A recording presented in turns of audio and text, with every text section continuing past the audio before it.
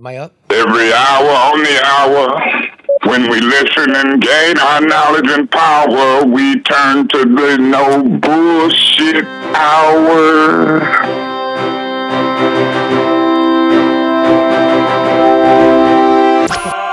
No bullshit.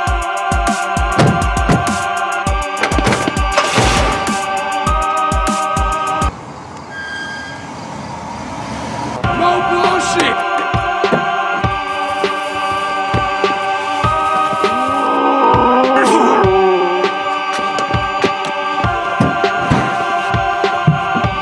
No bullshit. Oh my, let's just breaking news. Dub or bullshit. Dub or bullshit. No bullshit.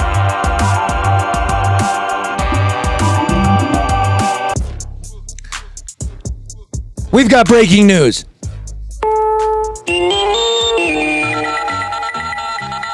We go live to the east side of Detroit with Karen Dumas with this important message.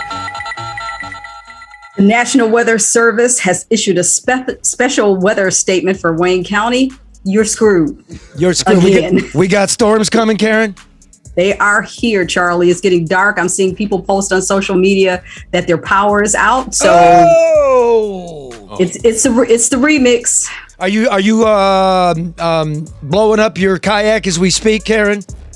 Pretty much. And I hope that I don't have to throw away the stuff in my refrigerator again. I mean, it's coming. It's dark outside. I mean, it's very, very dark. So listen, folks. It shouldn't be this way, but it is. Listen, folks, we live in Michigan. If the power goes down, we're going to continue to do the program. You just tune in later. I don't understand $2 trillion later after Afghanistan, we got to live like this. I really, really don't. Karen? I don't understand either, Charlie. I wish I had an explanation for it. But, I told you I pulled up, I saw some Facebook memories. We had a power outage that exceeded 3 days back in, 2016? I mean, it's been going on. So I don't. Where was that memory? What was the memory? Yeah, the Facebook memory. Yeah, that we were out of power for over 30 hours. Where were That's we? What the memory was. Where were we? Oh, no, that in 2014, you and I were at Kid Rock's house watching the hydroplanes. The one where I got naked and really high and the harbor police pulled up and asked me why I was floating naked. I believe so. That was after you jumped through the tire swing. Yeah, I think that was that visit, I believe. I snagged my junk. I actually made it through the tire swing. Really? Yes. How was the landing? Did you stick the landing? Memories in the corner of my mind. Yeah, when Charlie started disrobing, I turned around and went back. That's a time to leave. I went back to the house. Yeah, we were walking down to the boathouse, and when he started taking off his clothes, I said, I think I need to go back. I thought it was the butt house. I didn't know. And Karen turned around because it's blinding like the sun. Yeah, I had to go back. Ooh, we had a good time. I'll tell you what, I remember not waking up, but partying till dawn with Bobby, and that guy could play the piano, man. We were singing, we were singing Fats Domino's tunes and shit. Really? Teach me how to play them. It was cool. That's fun. Shout out, Bobby. How you doing down there in Tennessee, bro? All right, listen. Big program today. Listen, we've got a clusterfuck going on in Afghanistan, and we've got corruption just enveloping Detroit. So, just fresh off the plane from Afghanistan is Congressman Peter Meijer from Grand Rapids. He joined us earlier. Here's a little tease of what he had to say. The broader point is that we just handed and how our defeat was mismanaged and how this withdrawal was mismanaged into an utter defeat. We handed extremist Islamist radicals, right? These Salafist terrorist organizations, we handed them the most significant victory they have ever seen. Wow. So they are emboldened, they are excited, and they are ambitious. 10 more years of this shit. Okay, so that's coming up.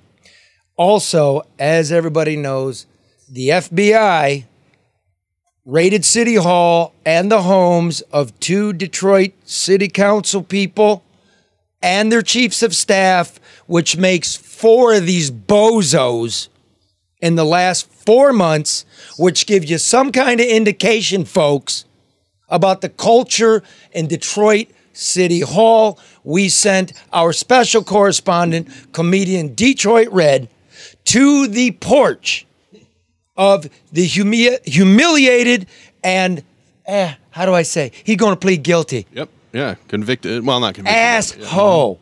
Right? The disgraced city council person, Andre Spivey, this little tree's from Red. Hello? Well, can't get no answers. Motherfuckers ain't even got balls to come out and tell me to get off their porch. It's a really good piece. And folks, 400,000 people in Michigan are scheduled to lose their unemployment benefits 1 week from today. So what is the value of a penny? What does it take to get you to bend over and pick up some free cash? That coming, right? But first, as always, the No Bullshit News Hour brought to you by American Coney Island, Detroit's oldest family-run restaurant, the birthplace of the world-famous Coney Dog. You know all about it. They're at Michigan and Lafayette. They're open till 7 now. And then on the weekends, open to midnight. So come on down, have a beer, and patronize Detroit's best. If you want a Coney Kid, go to AmericanConeyIsland.com. Hey, see you, brother. Hold on. Everybody out there, I don't know if the powers. I got to say goodbye to my friend. Who's he saying goodbye to, Mark? Don't you worry about it. If you were here, you would know. That's private business. you I just. know. I want to. Let me see your dog, Karen. I can't. She's down here. Pick her up. Let us all see her. Let us all see her. Pick her up. Come on. She's 65 pounds. I can't pick Flex her up. those muscles. Come on, Karen. You've been working out. I cannot like that. No, she's on the floor.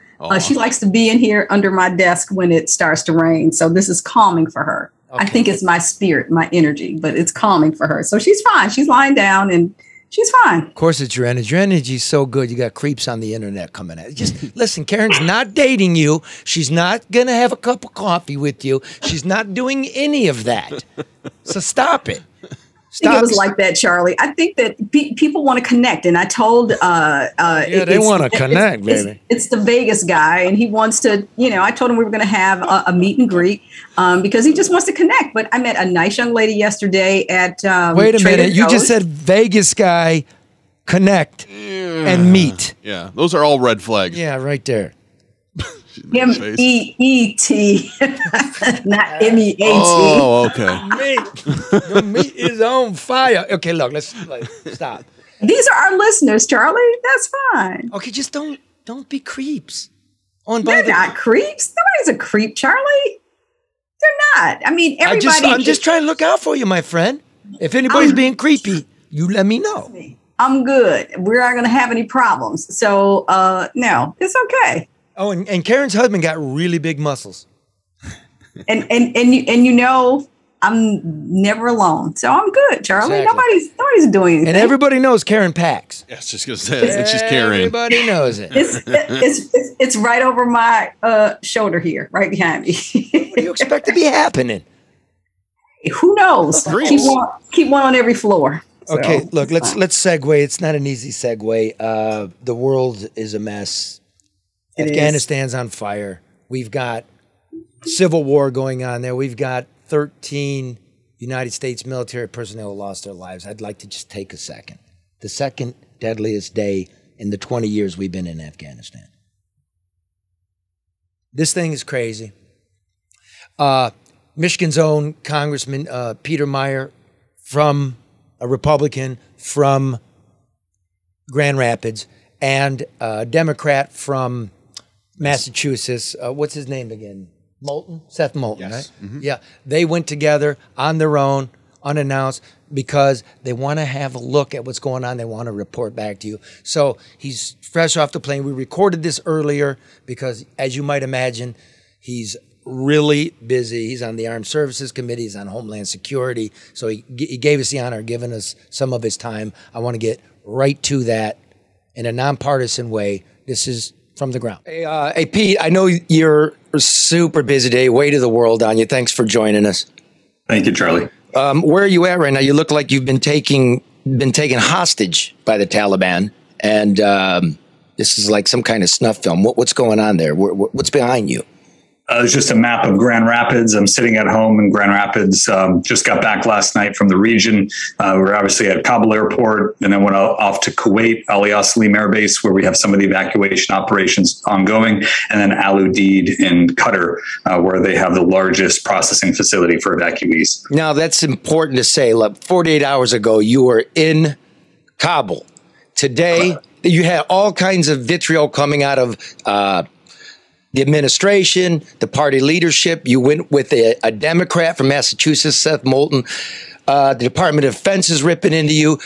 The very next day, we've got suicide bombers, 13 dead service members, dozens of Afghans. Do you now see what they were saying to you? Would you do it again? Absolutely, I would do it again. I think it's critically important to get that ground truth. I understand the criticism coming from somebody who thinks the Biden administration is telling us the whole truth and nothing but the truth, but that has not been the case. They have been deceiving Congress. They've been deceiving the American people. And it's important that we have our representatives actually seeing what's going on. You know, one of the things that we've been involved with, both Seth and I, for months, has been the special immigrant visa issue. We were able to better coordinate with the rescue forces on the ground to plug folks in so that they were getting the most accurate information as efficiently as possible to rescue people as quickly as possible. So this was not, as some have accused us, a photo op. I mean, this was our chance to figure out not only how to communicate what's going on so that people are aware, so that I can share with folks like your audience, but also to more efficiently coordinate that rescue operation, because every single congressional office is getting overwhelmed with these requests for evacuation.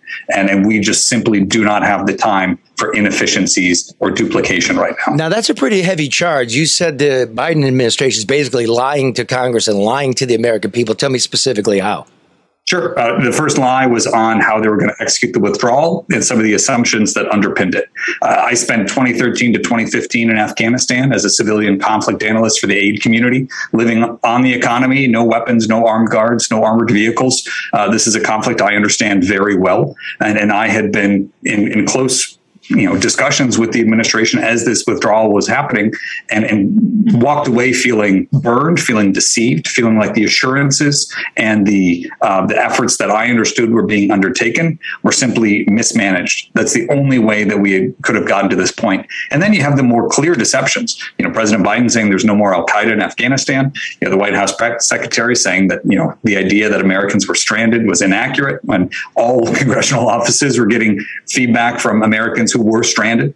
You just had mistruth, lie, deception after deception on this. And frankly, that's been a hallmark of this 20-year conflict. But especially in these last waning days and hours, we need to have that ground truth. That's why I went. We all saw the provincial capitals falling. We knew it 8 weeks ago on this very program. I wondered, what was the rush? It's 9/11 photo op is what we were shooting for. But you knew if that was the date, we're going to have the worst pictures in the world, which we now have. Why wasn't there more done? For instance, you were there. Why isn't there a wider perimeter around that airport? Why are people right up at the gates? Why didn't we do that? What did you see? Did we do that? No, we were left with a couple hundred forces on the ground. If we had a time machine, we'd go back and say, we're keeping Bagram Airfield. But the president wanted there to be 650 or fewer troops on the ground, and we couldn't hold Bagram Airfield with that number. Describe Bagram Airfield for the people that don't know, like what it is, what it looks like, and where it's at. Bagram Airfield is a sprawling base in Parwan. It's about a 40-mile distance from downtown Kabul. So very far to drive, but a short, 15, 20-minute helicopter ride. It has multiple runways. It was the Soviets' largest base in Afghanistan during their war, and it was our largest base in Afghanistan during ours. So it can support a large number of individuals, and it's more easy to defend. Now, it's a bigger perimeter, so you need more forces to do that. But in contrast to Kabul Airport, which is right downtown, has one runway, and is literally surrounded by neighborhoods on all sides. I mean, this is in a city, and we are incredibly vulnerable there, right? The masses at the gates are because that's the only way to get in. I mean, there are tens of thousands of people outside of each of those gates, each desperate, to come to safety, some of whom qualify. They were interpreters, or they served U.S. forces, or their support for our mission made them vulnerable, and some who don't, but just are seeking a better life.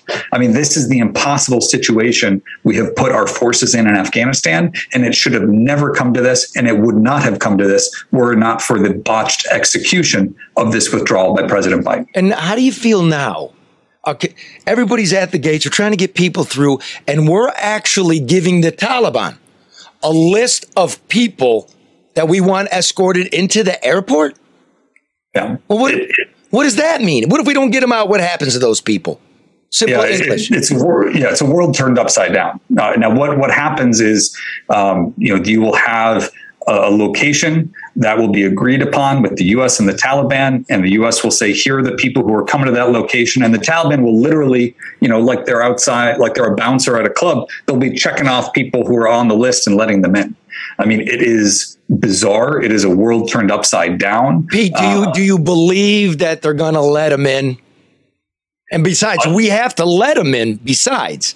So what happens if they don't let them in? You think those people are going to live a nice life 6 months from now?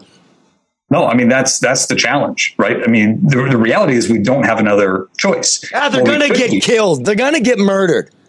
Yeah. That's what's going to happen. Simple English. That's the dumbest shit I ever heard of. Pardon my French. This is where we're at.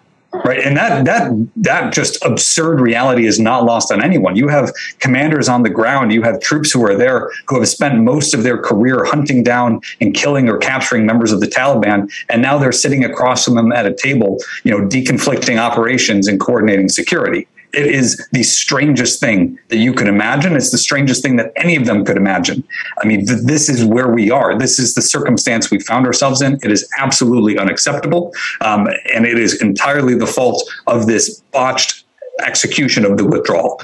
And we need to make sure this never happens again. But right now, it's not a choice between a good option and a bad option. We are in the realm of the least worst, and even the least worst is god awful. So what conclusions did you come away with? I mean, so you took this joyride, according to liberal media, right? Like you got nothing done, nothing accomplished. What did you get accomplished? What did you see? What did you come away with?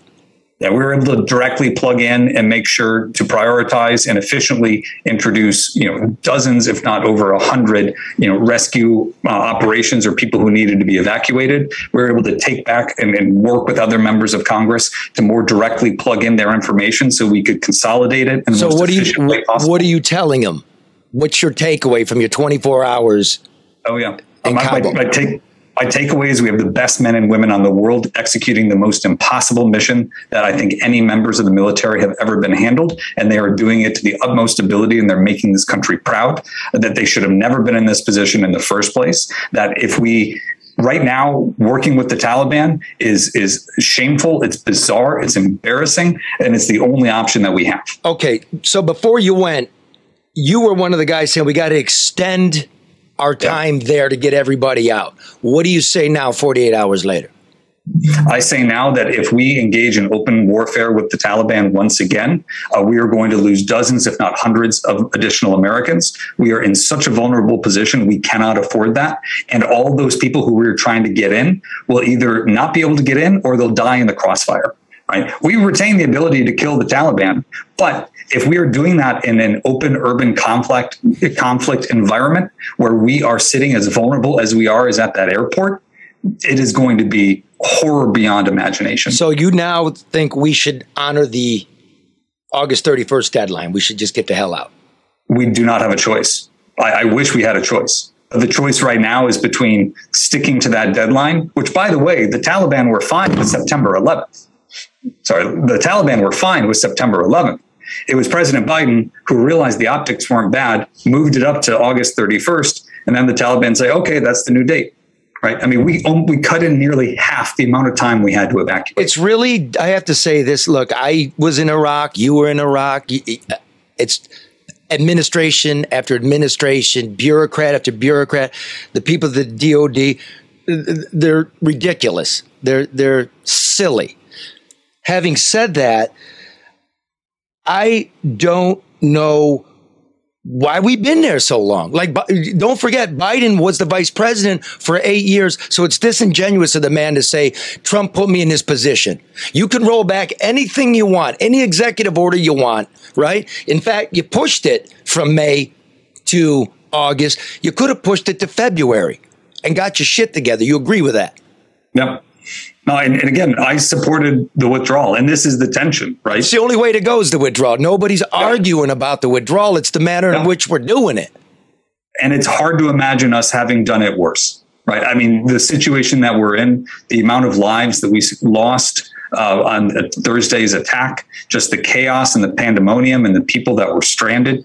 Again, we were begging the administration, urging them back in April and May and June to get their act together and start evacuating our allies, fearing this scenario, right? And I didn't come upon this issue lately. This has been something we have been intimately working with the administration on in a bipartisan way for months and saying, we have time right now to get these people out. Let's not wait. Do not wait. Delay is deadly.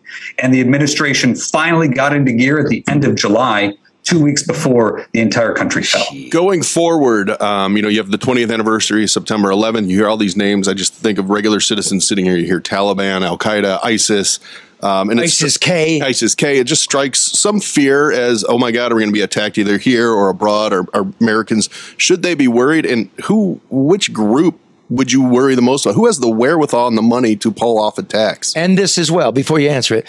And who are we going to do business with over there? So answer all of that real short.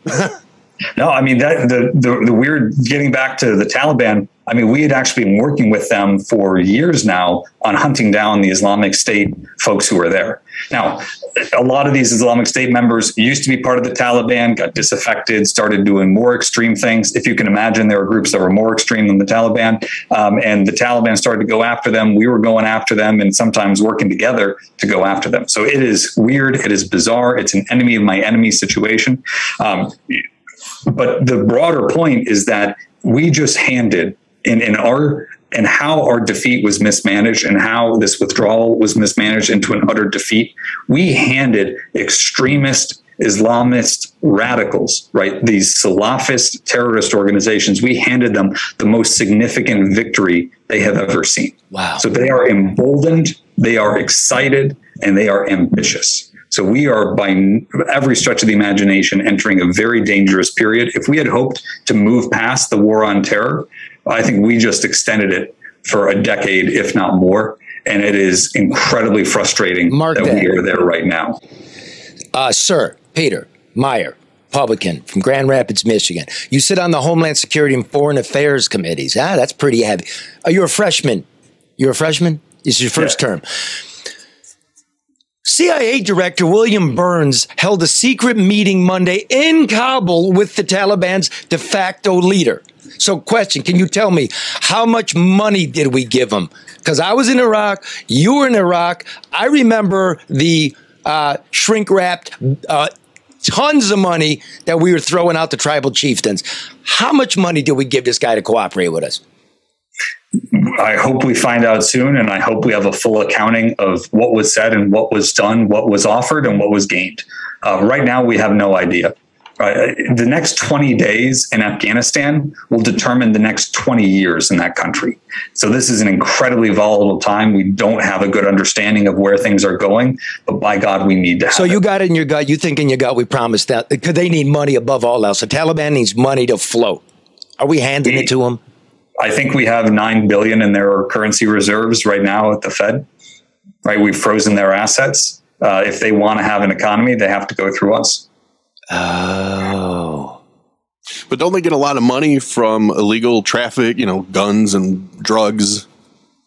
Which is all well and good if you're trying to run, you know, sort of a ragtag, you know, militant state that's maybe supported by some foreign intelligence services, you know, but in order to run a government and to provide a basic level of service, which, by the way, the Afghan people have come to expect. Not that the Afghan government was overwhelmingly competent, you know, but a lot of them lived for the past 20 years with some basic standards that they expect to see upheld. And so that's going to be a real management challenge on behalf of the Taliban. You know, they could go back to the pre-9/11 medieval tactics, but they're going to encounter some real challenges because the people have seen a different reality. They've seen a different life.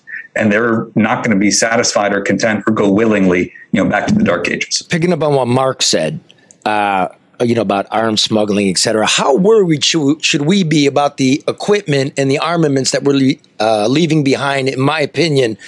And it's just a small guy here. Now I'm just in a basement talking to you. I don't know how they'd get the parts and the oil and the replacement kits to keep that stuff up. Should we be worried about all the armaments we're leaving behind? I think symbolically it looks terrible. I think tactically some of those Humvees and pickup trucks are still useful. The airplanes, they're going to struggle to fly them without mechanics, without pilots, and then they can find a mechanic, they can find a pilot. Getting the parts is going to be really challenging. I think it's more of a symbolic loss than anything else. But also, the hundreds of thousands of rifles, the body armor, all of that supporting equipment. It will help the Taliban, become a more fortified force, but nothing that's going to do. Right now, it's hard for me to imagine them actually being able to, fly those airplanes or fly those helicopters. That could change. But I think symbolically and from a financial standpoint, it's a tremendous defeat. Do we create this void now that Russia and China are going to go fill in working with the Taliban? That we've seen that before, I think, in Syria and other parts of the Middle East. How concerned are you about that? I think that vacuum will be filled. One thing to note is that Iran, Russia, and China, they all stand to lose from instability in Afghanistan. They have seen attacks on their own soil from Islamic extremist organizations. So that's something that, they are very mindful of as well. So they may stand to gain. They could also stand to lose. And this is again, why these next 20 days are going to be vitally important to determine the next 20 years, not just for Afghanistan, but for that region on the whole. I think it's important, by the way, I was talking to my wife last night. She's reading the headlines about you to spoil rich boys pulling strings, and he's getting over to Afghanistan and getting in the way. Tell us how you and Congressman Moulton, a Democrat from Massachusetts, actually got to Kabul and how you got out, so the record is clear. Yeah, we paid for our own flights into the region. We took to the space UAE, available. to the United Arab Emirates. Yeah, to the region. Okay. And then to get into Kabul, we took available space on airplanes that were flying in there. Military airplanes. Airplanes that were flying in there. And then while we were on the ground, we had a support network that we had set up of non-military resources because we didn't want to be a burden. We brought in our own food and water. I did take a cup of coffee from the folks who were there. So there was that limited expense. You're entitled, Congressman. That's okay. I'll pay for that Reimburse myself. it. Yeah, while we were there, first thing we did was we reported to the officials in charge to let them know that we were there. One of the generals insisted, instead of the vehicle transport that we had set up to get us around the base, insisted we take one of his vehicles with a driver because they were not working that afternoon, because he only needed them for movement and he wasn't planning to leave his facility. So that was the extent of the personnel that was affiliated with us on behalf of the U.S. military. We were planning to take a non-military flight out, but someone in the Biden administration leaked our presence to the Washington Post, and so we had to move up that timeline. We waited, however, until there was seats available on an aircraft. We didn't want to be taking a seat from anybody who needed to get out. So we ended up on a U.S. military C-17 and some of the jump seats that were reserved for crew that were open because they weren't repositioning anybody. So we actually flew several hundred miles outside of where we intended to go because we wanted to make sure we weren't taking away seats from anybody. So the idea that we were a massive distraction on the ground or that we soaked up resources is frankly the administration trying to cover their own skin because they realized they didn't want folks there seeing what was actually happening, reporting what was actually happening, talking to folks on the ground. They wanted to be able to control the message. They wanted to be able to control the narrative, and they didn't want anyone seeing what was going on. Well, I think you got big balls, and I support it. I do. I support that's why you're in this seat. I'm glad a Democrat went with you, a fellow vet went with you. I support it. Thanks for doing it. What did you see in the evacuee camps? Yeah. On the Arabian Peninsula? What state are these people living in? Did we figure out that they were coming and we have porta-johns and sanitary conditions and good food for them? The one message I want to emphasize is that every single American soldier, sailor, Marine, airman, diplomat involved in this mission is working tirelessly around the clock, working their heart out to do the best that they can. That having been said, when the evacuees are getting to Kuwait, when they're getting to Qatar at Al Udeid Air Base, they are overwhelmed. Nobody was planning to have over 100,000 individuals that they would have to relocate in the span of 10 days. And Pete, the proof's in the pudding when you look at those conditions. Nobody was expecting this to happen. No, and they are doing the best they can to manage it. 100%. You know, it's like the power workers in Michigan. You know, our power always goes out. I know those guys work hard. It's not the troops. It's not. Yeah. It's the bosses. We're infected with incompetence. That's the deal. Now, let me move this real quick before people think I'm a Republican again, which I'm not. I'm not a Democrat. I just lost my stomach for all of them a long time ago. You, sir, are one of 10 Republicans who voted to impeach Donald Trump. Now you're fighting for your political life and you had to buy a flak jacket, a bulletproof vest. Is that true? I probably shouldn't have shared that, but certainly I have a higher risk profile than one normally would. And I mean, what do you stick by it? What do you make of the fake election, the stop the steal? Was it a legitimate election in your mind? I mean, I have looked into so many bizarre, insane theories and not been able to find ground truth in any one of them. I think you had Senator Ed McBroom on here as well. Mm-hmm. I don't dismiss anything out of hand, but fantastic claims need fantastic evidence. And I mean, I think we've seen in some of the things that the MyPillow guy, Mike Lindell's been doing. We see in this investigation, this audit down in Arizona. I mean, you have a whole lot of people making a whole lot of money off of this thing and not a lot of evidence to back it up.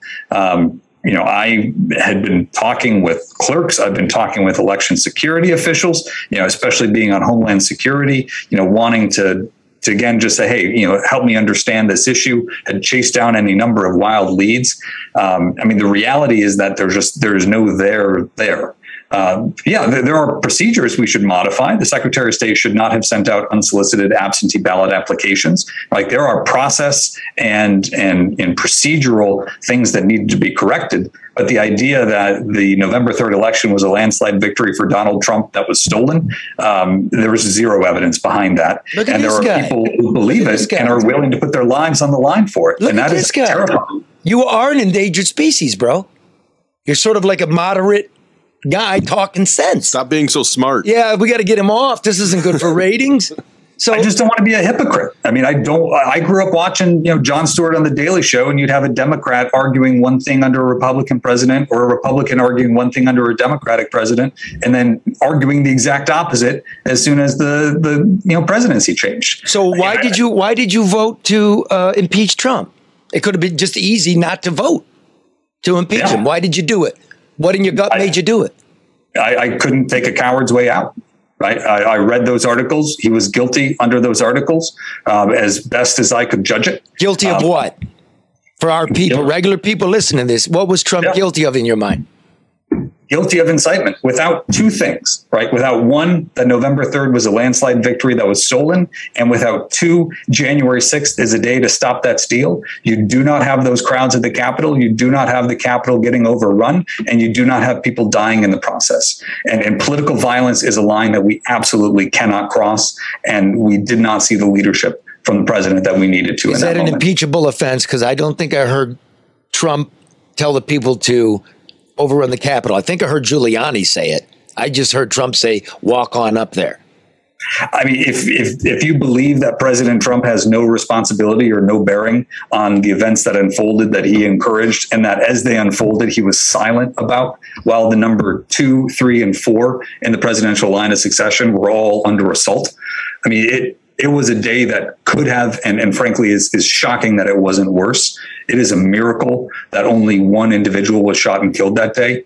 Imagine if you would have had a member of ISIS in the crowd shooting up at the Capitol Police. All right. I mean, imagine the bloodbath that could have ensued if one of the individuals who had a weapon in their backpack would have opened fire, or somebody would have had more than just those 2 pipe bombs that were detonated around, or that were discovered around the Capitol. I mean, we got ourselves into an incredibly dangerous and precarious moment because millions of people were misled. And that is shameful and unforgivable. I agree, and I'm on the record. I just wanted to hear your reasoning. I agree, and I'm getting really worried that there's no space for truth, for facts, for some middle ground where we can all live. 20 years ago, my brother, George Bush took office, right? And it was the U.S. Supreme Court that settled it. Mm-hmm. And people still don't believe he's the legitimate president. And now it's become national sport. Trump wasn't legitimate. There was Russian collusion. Now Biden's not legitimate because there was a steal going on. This is some bullshit. And I don't know what we're going to do if we start electing officials to do this, because it's really just a PR game. Everybody's just grabbing in the piggy bank. Isn't that? You've been up there for a year?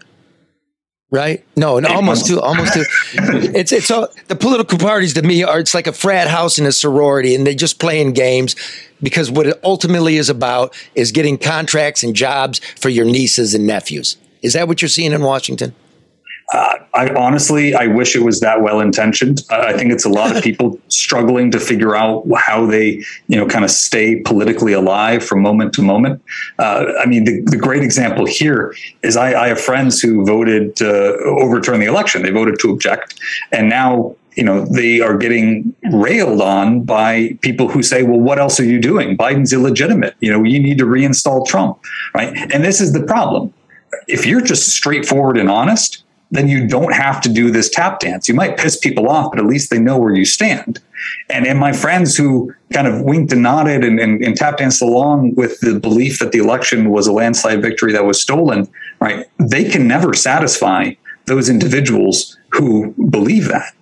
Right? I mean, they've promised them a unicorn, and you can't just take a donkey, spray paint it, throw some glitter on it, and super glue a horn to its nose. I mean, but that's what we're going to get in this infrastructure package. We've all been promised everything, including a unicorn, and it's a goddamn glitter glued donkey that's been spray painted. That's a great metaphor for what the hell's going on in this country. Oh yeah, no, the 3.5 trillion will fix all that ails you. No one will ever go hungry again. And I mean, this utter. Say it. I'll just say bullshit. Yeah, it's utter bullshit.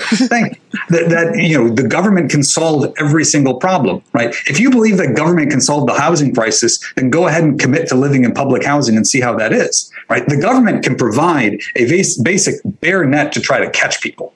That's what it can do. It is not the mechanism for upward mobility. It is not the mechanism for individual success and advancement. It can just try to keep that bottom from falling out.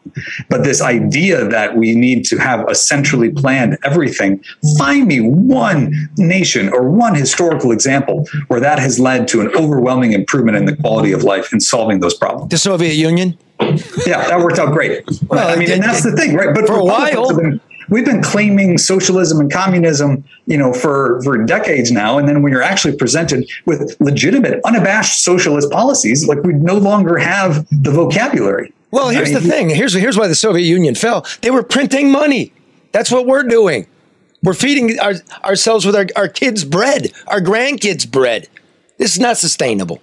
Nor was Iraq, nor was Afghanistan. We spent the last of what we had on a failed experiment. Is that the truth, sir?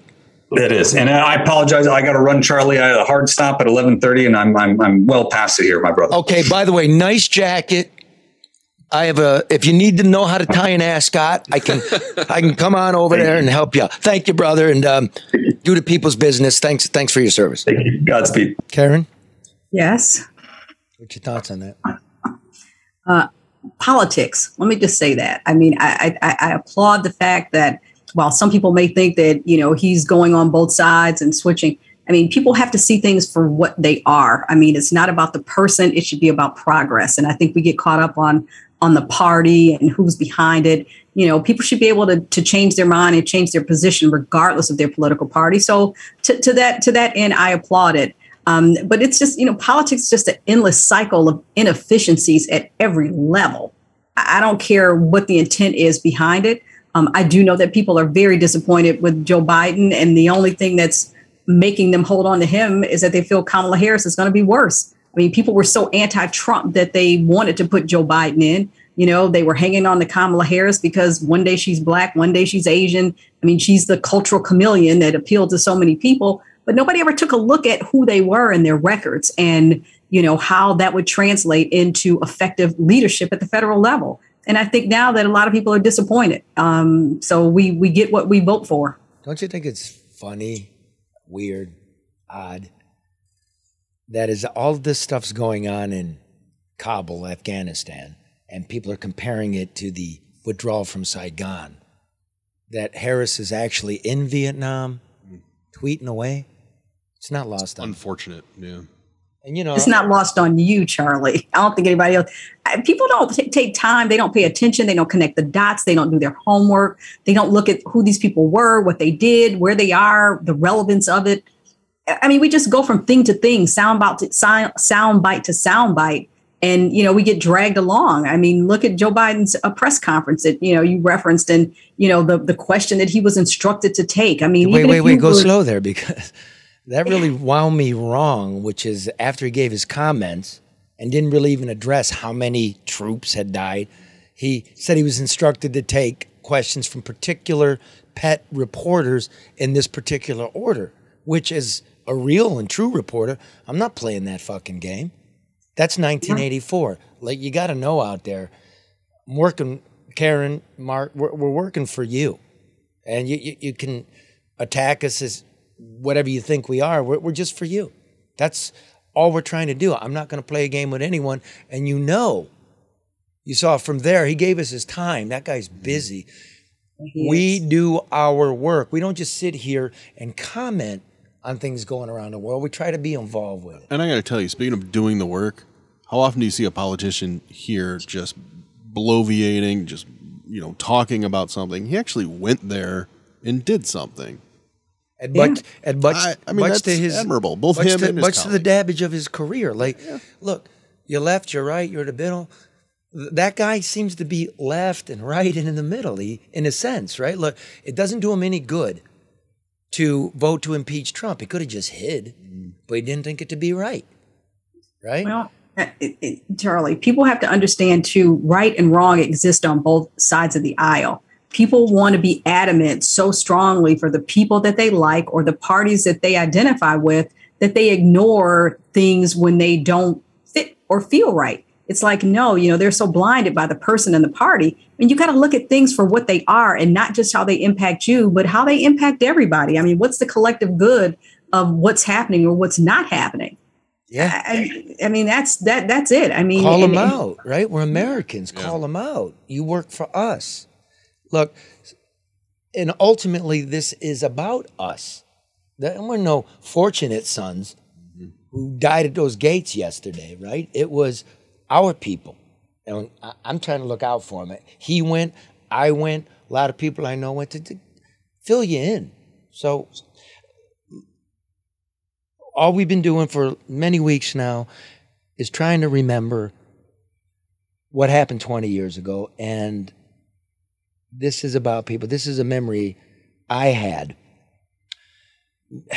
We had just been in Afghanistan maybe a month, and I was working at Ground Zero and got back on the train to come home and see my wife and take a shower. And before we play it, I want you to know that this is brought to you by the working men and women of bricklayers and affiliated craft workers at Local 2. Listen, you need a career, you go to bricklayers.org, click Join BAC.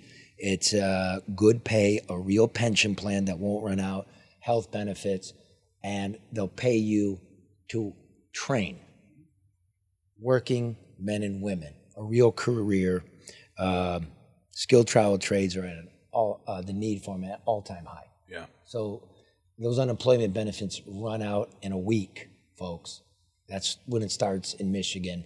Here's a career. Go to bricklayers.org and click Join BAC. What I'm going to show you now is just the truth. I hope you don't hate. I was trying to navigate around hate, and I thought I should be honest. It was shot and edited by Byron Goggin, one of the new crew members here at the No Bullshit News Hour. And maybe a few months afterwards, where we could first take the breath, maybe November, I don't know why, it was cold now. I'm on the train, rush hour. And as we're stopping in at the 20th Avenue stop, maybe, in Astoria, it's time for prayers, if you're a Muslim. And a man in white, in the middle of the train, prostrates himself, he faces towards Mecca, and he starts praying on the train. Beautiful thing, being close to God, but I've never seen that on the train. And he was looking with, it wasn't a lovely look. He put there looking at everybody like, and I wanted to kick him. I didn't, of course not. Because I knew hate got us there and hate wasn't giving an answer, and he didn't have anything to do with it. I tried to think about what he was feeling. Why they hate us, why somebody did this. You know, this was the time when the United States troops are in Saudi Arabia holding the oil fields. This is a time, the greatest migration of Mexican people to the United States ever. It was the biggest wave of immigration from one nation ever. This is, cell phones are now becoming ubiquitous, and laptops, and globalization, and all of a sudden, people are feeling a lot of stuff, and it was just a very confusing time. So again, I supported going to Afghanistan, finding bin Laden, whooping their ass, killing some Taliban, hanging him from a tree, and leaving.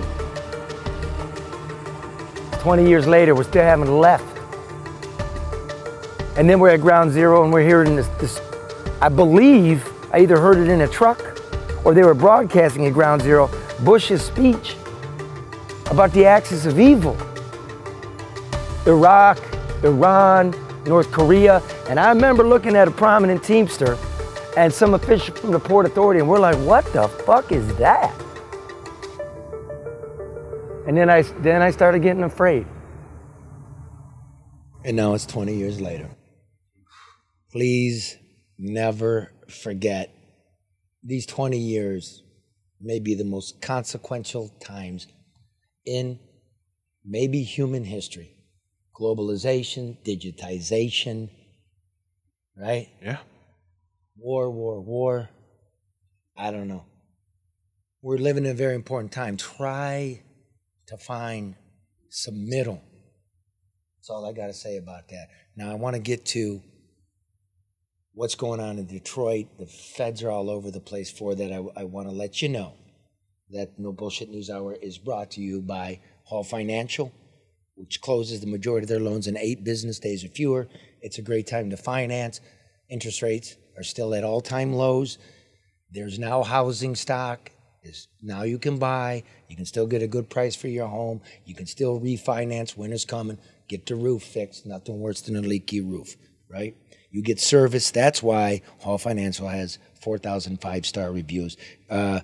Just go to, what is it? What is the freaking website again? Go to our website. You can link to it. What's our DavidHallMortgage.com too. Or no. DavidHallMortgage.com. And what's That's the ours? easiest one. No, oh boy. We don't have one. It always just pops up. Just do this. Write this down. 248-308-5000. It rhymes. 248-308-5000. Make sure to tell them No Bullshit News Hour sent you. As much as I appreciate the pensive and reflective Charlie, I want the angry, the animated Charlie back. We'll get there. It's just. I know. I understand. It's just heavy, you know. Okay, but I thought maybe not me not remembering the website would help out.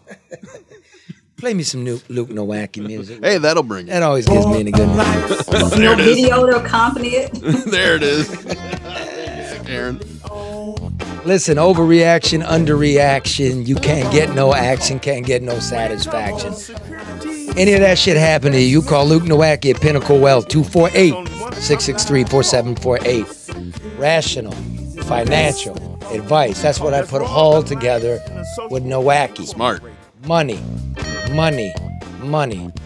Don't forget, Inflation. Don't forget, you got babies. Don't forget, you got yourself to look after. You got your old folks to look after. How you gonna do this? Don't guess. Call Luke Nowak at 248-663-4748. So pick up the phone today and call the one and only Royal Alliance. You see the pictures? See the pictures, Karen? Did you see the pictures from City Hall?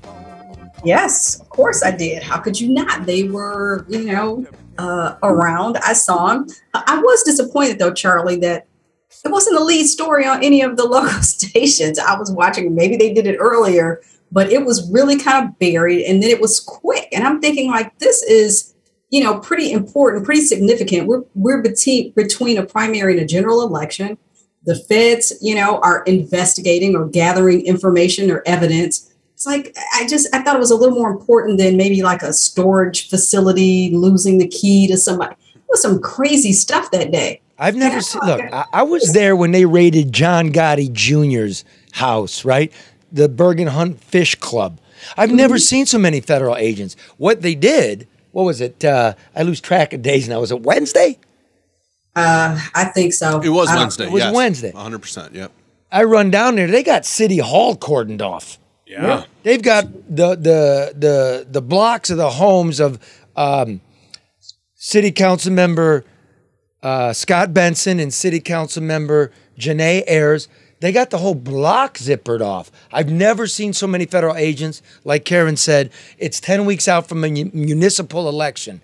Don't forget, earlier this month, City Councilman Andre Spivey, right, gets indicted for conspiracy to commit bribery. He's taken 35 grand. Don't forget, in May, Gutter Pants Councilman Gabe Leland pleads guilty to taking an envelope, free lunches, new quarter panels for his fucking car from a Detroit businessman. These are 4 city council people, right?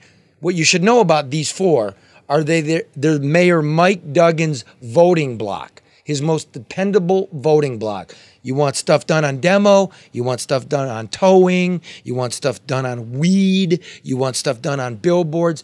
That's the culture of his city hall. So what is this about? Is it about the towing? Is it about the demolition? Is it about the weed? What is, because they make this big show, and the first question is, okay, what is this about? And Duggan comes out and does this big press conference where now all of a sudden he's very concerned about towing in Detroit, when anybody who's had their car towed in Detroit kind of feels like, oh, that happens, just happens. But Mark, since 2017, towing has been an issue.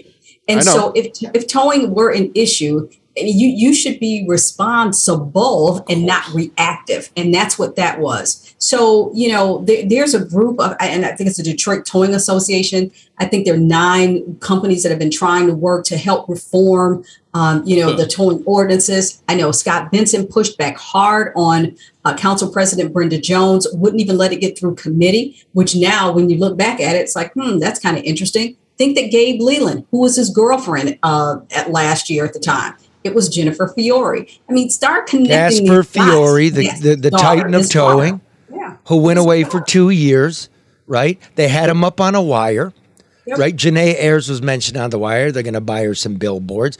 Gutter Pants Gabe Leland is on there. In his seat for a year, picking up bags on neighborhood and demolition. But who's also on that wire? They're discussing getting through to Mayor Mike Duggan.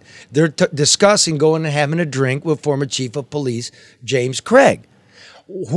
How does the mayor even know that they're looking into towing, if it is in fact towing? Because it's Rob Snell from the Detroit News, or it's me. And we also know, again, that long-running demolition probe, they're worried about that in City Hall. I talked to Duggan's Inner Circle. Here's what else happens.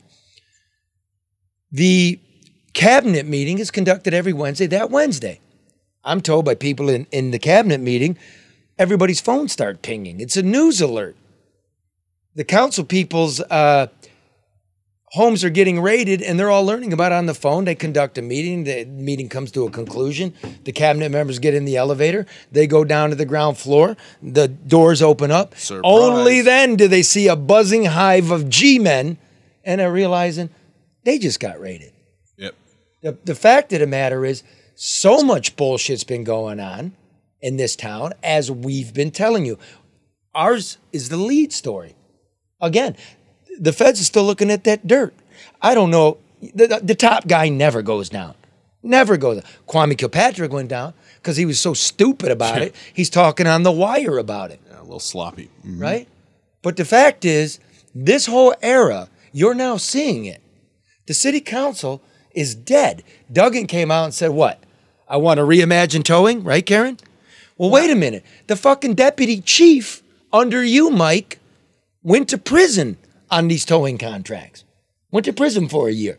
I talked to Gasper Fiore yesterday. I said, he's out of prison. I said, Gasper, he didn't want to say too much, but I go, where's it going, bro? He goes, it's going up and it's going out. He won't tell me what up means, but it ain't very far up. Okay? That's breaking news. Number two, what does that mean? It's going out into Wayne County, because don't forget, the feds are hitting Taylor on this shit. Yeah. They're hitting Romulus on this shit. Macomb got hit on this shit. This is garbage. And I've been telling you, folks, I've been telling you, corruption to this extent isn't one person. It takes 1,000 accomplices. I feel sometimes, I have nightmares. Like I'm in some Hollywood gangster picture, right? I'm in some Hollywood gangster picture, and I'm trying to tell you, and this was like, this is kind of how like my dream went. Well, what's the point? The point is that Maury Levy is a past officer of the Monumental Bar Association. And unless I want to spend my whole life as a fucking ASA, I can't spend my afternoons pissing on people who matter. Another career in the balance. Fuck you. No, fuck you.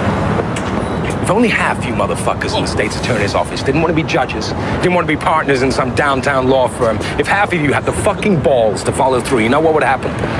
A guy like that would be indicted, tried, and convicted. You just use anyone, won't you? Okay, that's called parody. That's covered under the First Amendment. We're doing parody. That was my face. You put over the actors. Yeah, for those listening, if you want to see it, go to the YouTube channel or the Facebook page, because mysteriously it turned into Charlie halfway through there. Yeah, go to the Americans with Charlie LeDuff. You can always subscribe on YouTube and watch it. And you're going to want to for the Penny story that we did coming later. Fantastic. Yeah, you get on there, you click, you subscribe, you share. Speaking of which. Oh, so by the way, let's do the sum total, Karen. There's no fucking parking redo from Duggan. He just instructed the chief of police, the new chief of police, who was the assistant chief of police when all the towing shit went down. Basically, he's over internal affairs. You're now going to address this? By the way, Mike, here's the math. We're down 2 city council people next month. I expect Andre Spivey to be pleading guilty. Everybody thinks he was wearing a wire because he was cooperating for 15 months, right? Mm-hmm. Okay, so you're down 2. 2 others aren't running for re-election, and another 2 are now caught up in the wire here. You don't got enough fucking votes to do anything, right, Karen? There's nothing to be done. This is the thing, though, Charlie, and let me say this. I always say that, Mike doesn't know politics. He wrote the book. So, I have to either think one or two things. Either, this is strategically being done, or at some point that, this will reach past the tentacles and into the body. So, maybe that's what Gasper was talking about. I don't know, but nothing is coincidental when it's in this era of politics. It's just not. So, I'm thinking back now that you mentioned it. Was Gabe allowed to stay there, for another year so that he could wear a wire or gather more information on other? Was he the pigeon? What was going on? But because I thought it was awfully odd for him to be able to allow to just stay there and vote on things that impacted people in this city, in spite of, the cloud he was under. And nobody said anything. It's like, okay, we'll just stay here. I don't know. Nothing is haphazard or by happenstance. It's just not. This shit's junk, man. I'm telling you, these rats are everywhere. No, don't forget that the billionaire that put all his money downtown, which, by the way, is just a tax shelter, Dan Gilbert, Quicken Loans, settled for a $35 million fraud suit brought by the federal government because of bad mortgages being written after the collapse of 2008. All this is, I'm telling, hate if you want. I'm working hard. I'm a nonpartisan dude. I want better shit. This is the truth. And we sent another brother from another mother who's a member of this show, comedian Detroit Red, to the porch of humiliated and soon to go down Councilman Andre Spivey, who also doubles as a minister. But before we play it, I want you to know, right? This is brought to you, of course, by this one I'm digging. This one I'm digging. This is my people, right? Yeah. This is a Native helpline, Native Americans. If you're hurting, if you're in a relationship and you want to talk, Strong Hearts Native Helpline is here to listen. Strong Hearts is a free 24-hour, 7-day-a-week, confidential and anonymous domestic, dating, and sexual violence helpline for Native Americans and Native Alaskans. Connect with an advocate by calling or texting 1-844-7-NATIVE, 1-844-7-NATIVE, or by using the chat icon at strongheartshelpline.org. That's very dear to me. People from my tribe, Sault Ste. Marie, Chippewa, are on this board. There's a lot of us here in Michigan. It's going to be a national rollout. They wanted to come here. If you're skin, if you belong to the people, this is for you. Look, I'll say this. They didn't even tell me. Even if you're not, call them. They ain't going to turn you away. If you need some help, these are my people. If you need some help, call. It's anonymous. It's confidential. Okay? 844-7-NATIVE. Yes. And of course, one more. If you're getting older. Yeah, I am. We all are. Yeah. And you're getting to the age where you're eligible for Medicare. You don't even know what it means. No one does. It's easy. Go to yourmedicareguide.com or call 888-970-2940. 888-970-2940. They answer your questions. They're qualified. They're licensed. It's free. It's by telephone. It's by internet. It's by Zoom. I bet you they do it by mail. Whatever it takes. Right? So don't do mail. Mail delivery sucks. And I hate to say that, but don't do mail. Yeah, don't do well, there's enough other options. Yeah, that's other options. Another freaking thing that needs to be fixed. But before we go there, yourmedicareguide.com is how you get there. Yourmedicareguide.com. So much shit needs to be fixed. Yeah. Right? A lot of people helping though. Yeah, we gotta hire a fucking comedian to do the fucking work of the press. And by the way, he knocks it out. Here's Red doing reporting and a stand-up. It's well done. On the porch. And Andre's. Councilman Andre Spivey, kiss our ass, you rat. He's winded. Why is he so out of breath? He's not in shape. Hello. How you doing today? Comedian Detroit Red with NBN News. Wondered if I could ask Mr. Spivey some questions. He's talking to the doorknob. Hello? He's got a Ring doorbell there. Yeah, if Councilman Spivey's listening, I wanted to know, do we know anything about the raids on the 2 council members' house in City Hall yesterday? Did he have anything to do with that? Is that some of the information he gave up? Hello? You hear the crickets? Well, I guess I'm going to just interview the ring button. I also wanted to ask Mr. Spivey, did he wear a wire? Is there any other people that he may have named in this that we're going to see raids on?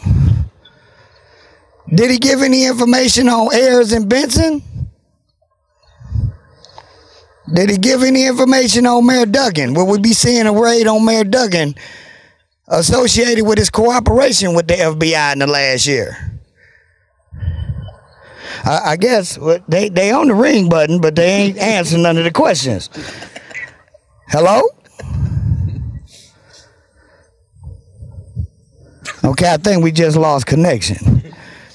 Well, as we can see, somebody is very aware here. I'm talking to the ring camera here. Somebody answered it, but they don't want to answer no questions. Like I said, this is comedian Detroit Red here with NBN News, just trying to get some questions answered. We know for a fact that Councilman Spivey has been cooperating with the with the FBI over a year now. As of yesterday, there's been 2 raids conducted on other council members' homes, Benson and Ayers. I want to know, did he wear a wire? Is these some of the people he helped cooperate against? Who else is we going to find out about this? What other shoe was about to drop? I mean, as a resident of District 4 and a voter and taxpayer in the city, I want to ask Mr. Ayers, do he have any shame for being a part of this major corruption that's going on in the city? He got a nice paved street here. I don't have a nice new paved street down there where I live at. Matter of fact, I want to know if any of the bribes that was taken, I want to ask that. If any of the bribes was affected the quality of life that I've been receiving as a resident in District 4. Hell, I can't get a paved street, much less a empty field that the city owns cleared out and mowed and cut. Did he say anything about Mayor Duggan, a.k.a. Mayor Doo-Doo? So they answered the ring bell, but they don't want to answer no questions. Hello? Well, can't get no answers. Motherfuckers ain't even got balls to come out and tell me to get off their porch. Reporting from disgraced Councilman Spivey's house, this your boy, comedian Detroit Red. Deuces. Well done. I'd love to know what Spivey knows. Oh, the man, but the ball's on red. He's doing the stand-up on the fucker's porch as the guy's hiding from the public. I want Spivey's video. I want his Ring doorbell video so we can see Red from the other side. Aaron, isn't that your district too? No, it's not. I don't even know who, now I think about who is my council person. I don't even know who my council representative is. What district But you know what? Let me tell you this. Did you hear when the lady that was quoted in the news, she said that she had never seen or met Janae Ayers, even though she lived a few doors down from her? She said she only recognized her because of her picture. What kind of elected official doesn't knock on the doors of their neighbors? I was kind of taken aback by that. I really was. Well, let's go like this. What else did Red find out? Like, what is Red, the baddest ass reporter in town? Because Red found out that Gabe Leland don't even live in the house he said he lived in Detroit. Yep. He lived in fucking Redford.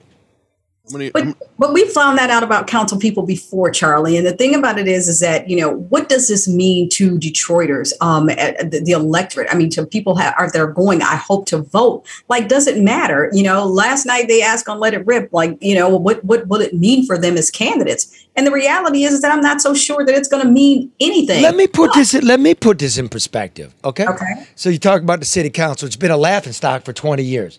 In the last 16, 17 of these last 20 years, 4 city council people went down in flames. Kay Everett, who wanted 17 pounds of sausage along with $150,000. Lonnie Bates, who not only was paying his girlfriend for doing nothing out of the public trough, but her daughter. There was Monica Conyers taking envelopes in the Mr. Fish parking lot, which she liked almost as much as the fish sandwiches at Mr. Fish themselves. And then there was Charles, the pedophile Pugh, who absconds off to New York while he's being hunted, for grooming school children. He's expected to be paroled in December, right? Yeah. December, yeah. We'll be knocking on his door, right, Red? That's 4 in 16 years. We got 4 in 4 months. So you tell me what happened here. And you all tell me on the Twitter, Facebook, whatever. I love you. You can say what you want, but you don't know that much. That's what I'm not saying I'm a know-it-all. I'm giving it to you. This is for you, my brother. For you, my sister. We're spending hours, days, weeks, I've been here a decade. This is a hustle. I have one question for Karen, though. Let It Rip, you mentioned it, and I noticed you did it from the same room you do the show on. Yes, I did, and I'm glad because we only, we only did 9 minutes. And I'm like, if I had gone and set up a whole nother room and all that stuff, I've been so busy. I was like, you know what? Out of the love for the No BS News Hour, I'm doing it from Cell Block D. That's there what it is. Yeah. Hey, wait, did they mention that you're with the No Bullshit News Hour? I don't know what they did. It was so quick. I mean, you know, Andy Arena was on, ML was on, and Reverend Horst Sheffield. Nobody knows these people in Kazakhstan. We have listeners in Kazakhstan. All right. You know what I'm saying? But Charlie, we just got an email from someone, and they raised an interesting point. It said, don't forget about the puppeteer over Duggan, who also wants those towing contracts. Just like he was a boss over Ed McNamara. They're talking about how maybe they will win. They're talking about Tony Suave.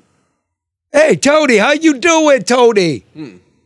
Tony got It's not from Tony. It's from a listener. I don't want to. I know. I'm just messing around. I don't know nothing about what Tony got to do. That's interesting, though. Tony was involved in towing at one point.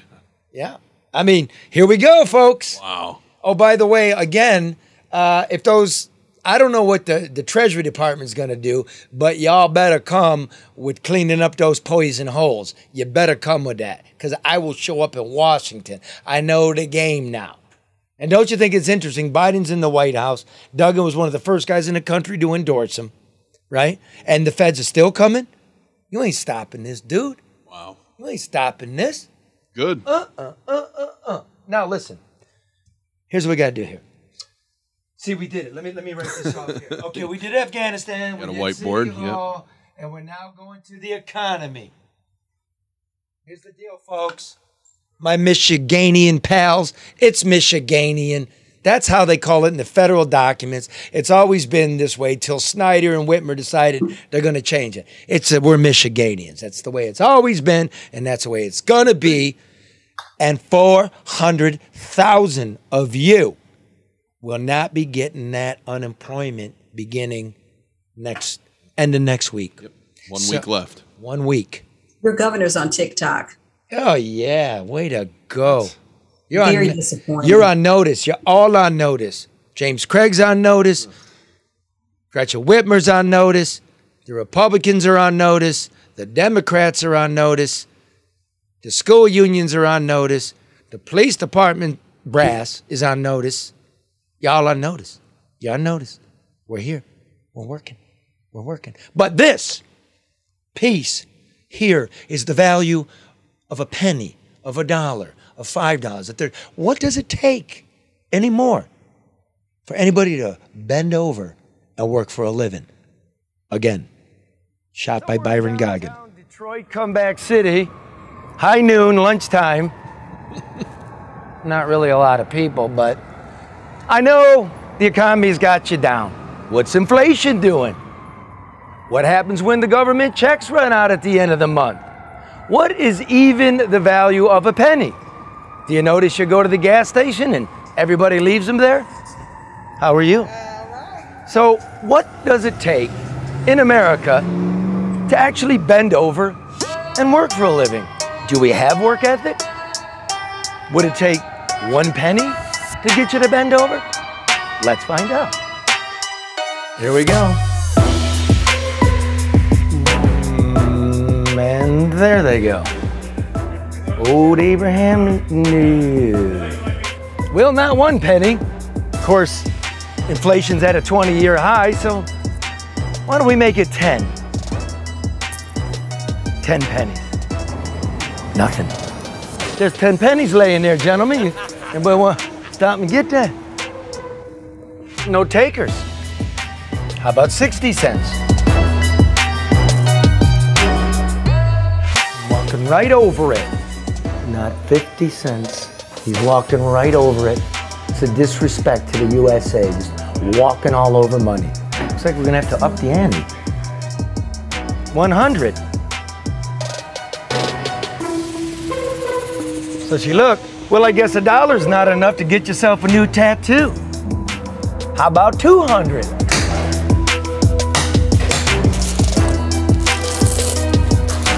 Maybe times aren't as bad as we think they are. Times are good for you? Oh yeah, thank you. Appreciate that. You getting that Biden bucks? That RKT money over here. Oh, that RKT, you're back, you're working. Oh yeah, we're back working, baby. Yeah, no wonder nobody got the time to pick up 200 pennies. Oh man, that's crazy. You don't need it. I don't need a penny. Oh hell, he don't need it. Every little bit helps. Well then go ahead, help yourself. I'm good. Yeah, he not know. Damn.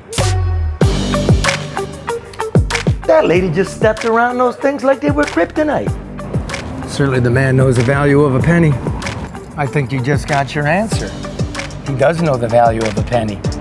Nobody wants a penny. Remember, 1 penny times 100 is $1. How about 500? That should do it. Here's 2 hard-working ladies. Got a double look. Look at that. Somebody dropped $5. Here's a nice couple looking to start out, young love. He's looking around. Maybe he's Googling what those are. You know how kids are, it's all digital now. Oh, the youth of today. No work ethic. Oh, look at here. Oh, maybe. He's looking around, he's thinking about it. Do you feel like people are embarrassed to actually bend over and take some free money?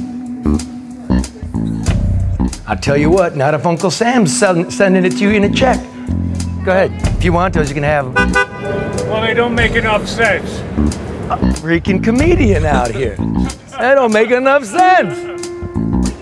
Look at here, I got $5 in pennies and nobody wants them. Do you think maybe people don't want to bend over and work for their money? That Biden money runs out next month. Well, lunch hour's getting on, I'm sweating. Nobody wants 500 pennies, not even one of them. So I'm gonna up the ante here to 2,000 pennies. 20 bucks. I'm gonna stack them up nice and neat, make it real easy.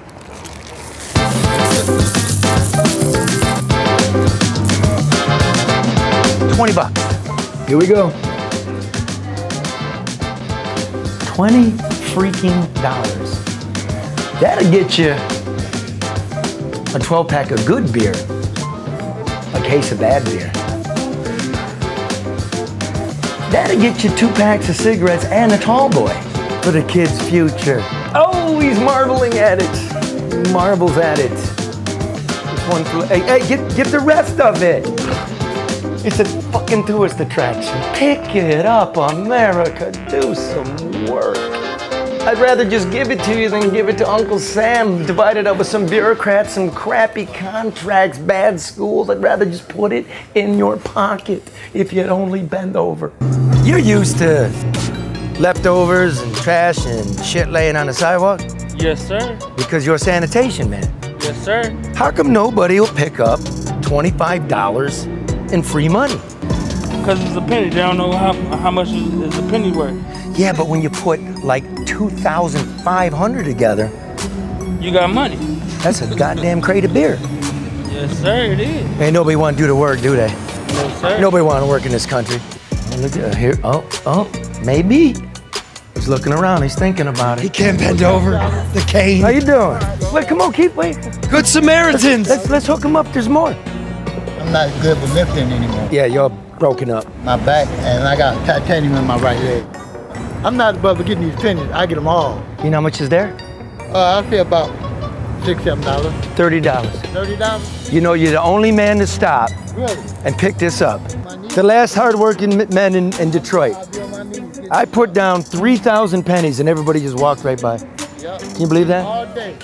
That'd be $30. Yeah, amazing, right? Doesn't that tell you something about how people are looking at the value of money? Well, if they saw the pennies. Oh, they saw them. Well, there you have it. The only man that stopped is the man that understands the value of a penny.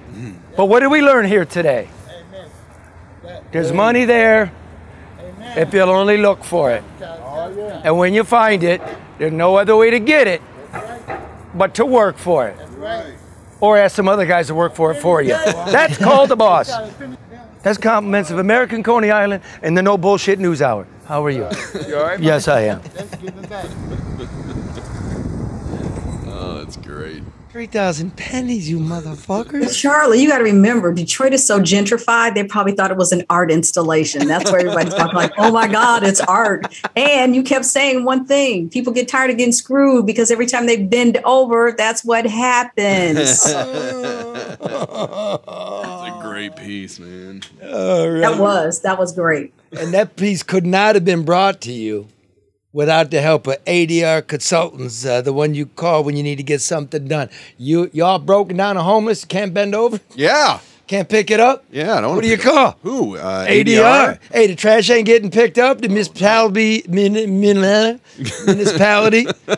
won't pick up the trash. Who do you call? Who should I call? You call ADR, like, right? You know, if you need help with the management of your property, if you need help with the city, who do you call? ADR. But Charlie, yes, are they honest and ethical? That's what A stands for. Honest. D stands for ethical. And R says, real fast. Call Barry Ellentuck at 248-318-9424. Mention the No Bullshit News Hour and tell him you need someone to fix the shit. Boom. Your shit. That's Charlie should have treated him to a coney. You know, nice. I treated the guy to a coney, some winter shoes, you know, like a crate of beer. I treated him. I even helped pick it up. Yeah. $30.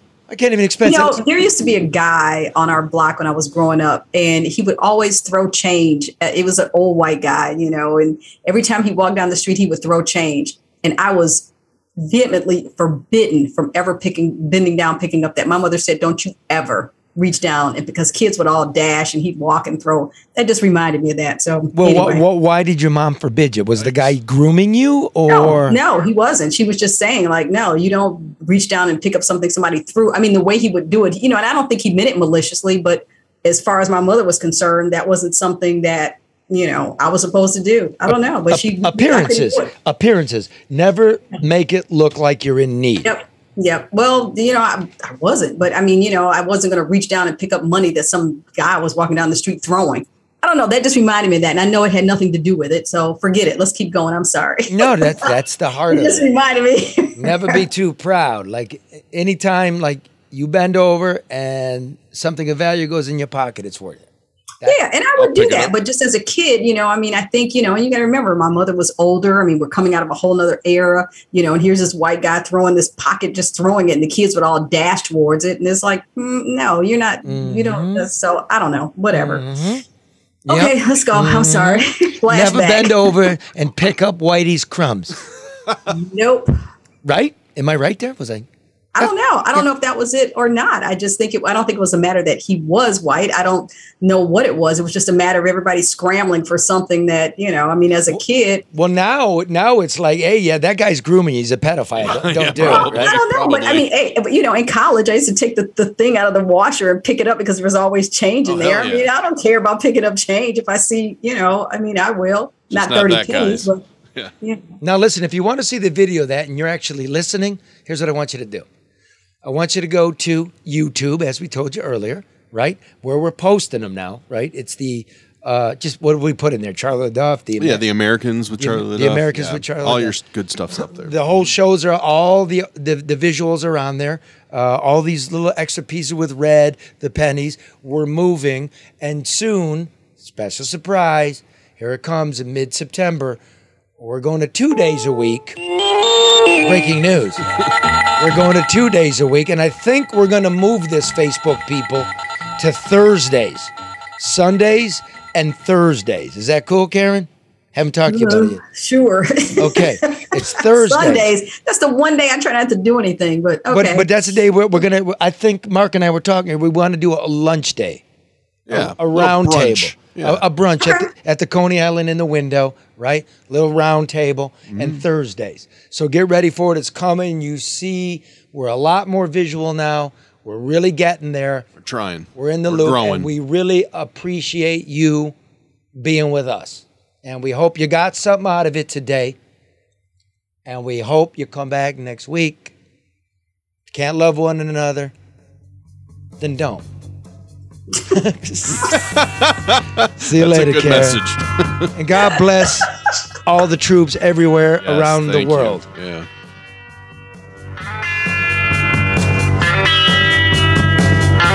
Leave this up. I want to hear it.